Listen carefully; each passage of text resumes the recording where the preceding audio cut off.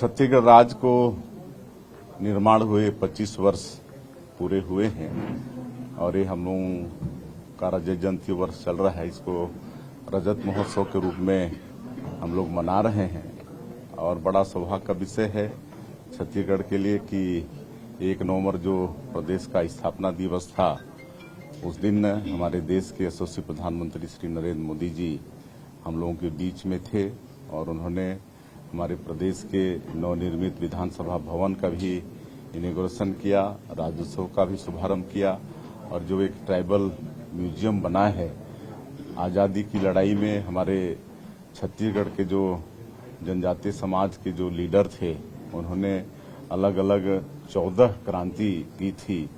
शहीद वीर नारायण सिंह, गैंद सिंह, गुंडाधुर, ये सब उनका अलग अलग चित्रण है। तो ट्राइबल म्यूजियम का भी इनॉग्रेशन माननीय प्रधानमंत्री जी ने किया है और छत्तीसगढ़ में 32% पॉपुलेशन जनजातीय समाज का है और इनके विकास के लिए ही 1 नवंबर 2000 को भारत रत्न श्री अटल बिहारी वाजपेयी जी ने छत्तीसगढ़ राज्य का निर्माण भी किया। उनका हम नमन भी करते हैं, पूरे छत्तीसगढ़ की जनता की तरफ से उनको नमन करते हैं। और 25 वर्षों में छत्तीसगढ़ का बहुत विकास हुआ है। 25 वर्षों में पहले 15 साल भारतीय जनता पार्टी की यहाँ पर सरकार थी, आज करीब 2 साल होने को जा रहा है। लंबे समय तक हम लोग की सरकार यहाँ पर रही है और बहुत विकास हुआ है। एक समय ऐसा था कि यहाँ लोग मतलब उनको भूखे रहना पड़ता था, गरीबी के कारण कोदो, कुटकी, महुआ ये सब खाना पड़ता था। कभी कभी वो भी नसीब नहीं होता था तो बच्चे उपवास होते थे। लेकिन हम लोगों की सरकार आई तो तत्कालीन सरकार ऐसी सुंदर पीडीएस की प्रणाली लाई जिसके कारण आज 1 रुपया किलो में अनाज मिल रहा है।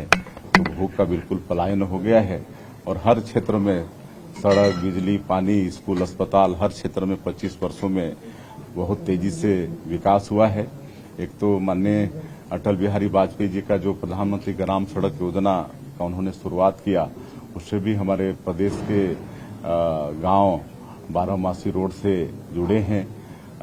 छत्तीसगढ़ निर्माण के समय 1 मेडिकल कॉलेज था, आज 14 से ज्यादा मेडिकल कॉलेज हैं, आज 18-19 यूनिवर्सिटी हैं, आज जगह जगह पर शिक्षण की संस्थाएं हैं, हर विकास खंड में कॉलेज की स्थापना हुई है और शिक्षण की जो उच्च शिक्षा की जितनी भी संस्थाएं हैं, चाहे वो आईआईटी हो, आईआईएम हो, IIIT हो, लॉ का यूनिवर्सिटी हो, एम्स जैसी संस्था, सब कुछ यहाँ 25 वर्षों में आई है। तो 25 वर्षों में काफी यहाँ पर विकास हुआ है और एक जो छत्तीसगढ़ के विकास में बाधक था नक्सलवाद, उससे भी डबल इंजन की सरकार के कारण और हमारे माननीय प्रधानमंत्री जी और माननीय गृह मंत्री जी के दृढ़ इच्छा शक्ति के कारण और उनका संकल्प कि 31 मार्च 2026 को इसको देश से समाप्त करना है और हमारे जवान मुस्तैदी के साथ लड़ भी रहे हैं, उनका संकल्प भी पूरा होगा। और जो हमारा बस्तर क्षेत्र जो नक्सलवाद के कारण विकास से अछूता था, वहाँ भी हम लोग नियत नीला अनार योजना के माध्यम से आज 327 गांव को आबाद कर चुके हैं और वहाँ पर सरकार की सभी योजनाओं को पहुँचा पाने में सफल हो रहे हैं। और माननीय प्रधानमंत्री जी का जो 2047 तक इस देश को विकसित भारत के रूप में खड़ा करने का है, तो हम लोग भी 2047 विकसित छत्तीसगढ़ का विजन डॉक्यूमेंट बनाए हैं और उसकी पूरी रूपरेखा बनी है और उस हिसाब से सरकार आगे बढ़ रही है। सर, एक सवाल है दिल्ली को लेकर। दिल्ली में कार ब्लास्ट हुआ है जिसमें 12 लोगों की मौत हुई है और 19 से ज्यादा लोग भर्तियां भी और हैं, जिनसे पीएम मोदी भी आज एलएनजेपी अस्पताल में मिलने गए थे। क्या कहना चाहेंगे?